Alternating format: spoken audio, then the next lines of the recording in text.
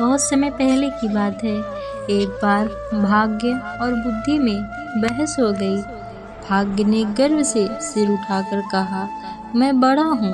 बुद्धि बोली, नहीं, मैं बड़ी हूँ। बहस बहुत देर तक चलती रही। अंत में दोनों ने निर्णय किया कि बहस से समस्या का हल नहीं होगा, इसके लिए कुछ करके दिखाना चाहिए।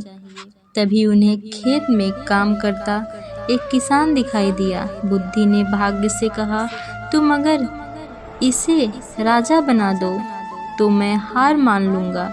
भाग्य ने कहा, ठीक है, मैं इसे अभी राजा बनाता हूँ।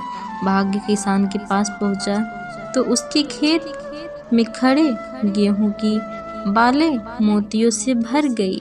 किसान ने एक बाल तोड़कर देखी तो उसमें मोती निकले। उसने दूसरी बाल तोड़ी तो उसमें भी मोती निकले। उसने मोती कभी न देखे थे। सोचा ये कंकड़ है। वह सिर पकड़कर बैठ गया और बोला, हे भगवान, यह क्या हो गया? इन कंकड़ों का क्या करूं? साल भर की मेहनत व्यर्थ चली गई। वह खेत के किनारे बैठकर अपने भाग्य को कोसने लगा। तभी उस देश का एक राजा अपने मंत्री के साथ उधर से गुजरा। उसने किसान को रोते देखा तो रुक गया। उसने किसान से रोने का कारण पूछा। किसान ने राजा से सब कुछ बता दिया। राजा ने खेत में घुसकर देखा तो यह देखकर आश्चर्य में पड़ गया कि उस खेत में मोती उगे हुए हैं। राजा ने मंत्री को एक और बुलाकर कहा, क्यों न हम अपनी राजकुमारी का विवाह इस किसान से कर दें। वह हमारी इकलौती संतान है। इस भाग्यशाली आदमी के साथ सुखी रहेगी। मंत्री ने भी राजा की हाँ में हाँ मिलाते हुए कहा, आपका विचार उत्तम है। अब राजा किसान से बोला, सुनो, तुम सारी फसल काटकर राजमहल में पहुंचा दो।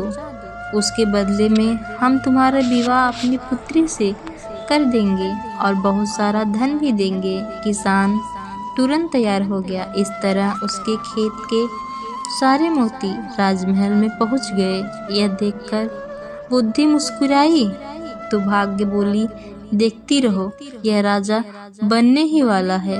राजा ने अपने वचन का पालन किया। उसने निश्चित दिन अपनी पुत्री का विवाह उस किसान से करा दिया।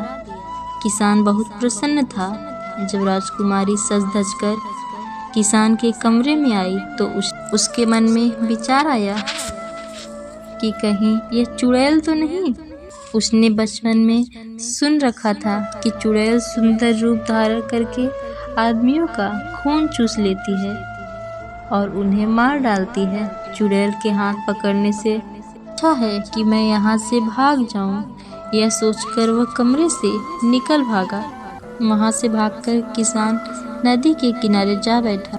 तभी राजा के सैनिकों ने उसे देखा और उसे पकड़कर राजा के पास ले आए। उसे देखकर राजा को क्रोध आ गया। उसने किसान को कठोर दंड देने का निश्चित किया।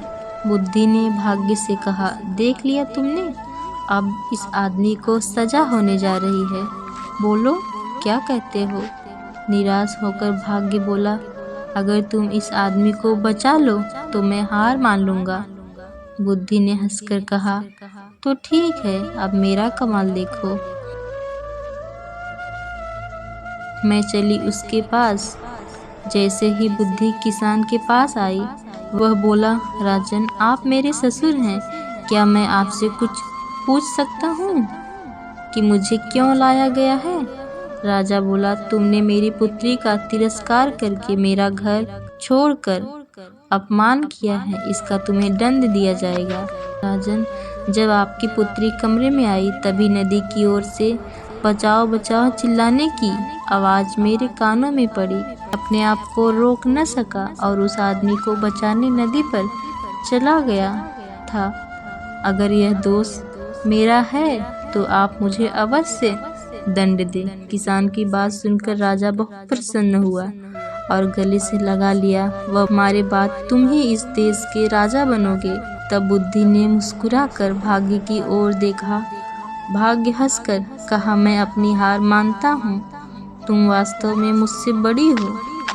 दोस्तों, इस कहानी से आपने क्या सीखा हमें कमेंट करके ज़रूर बताइए।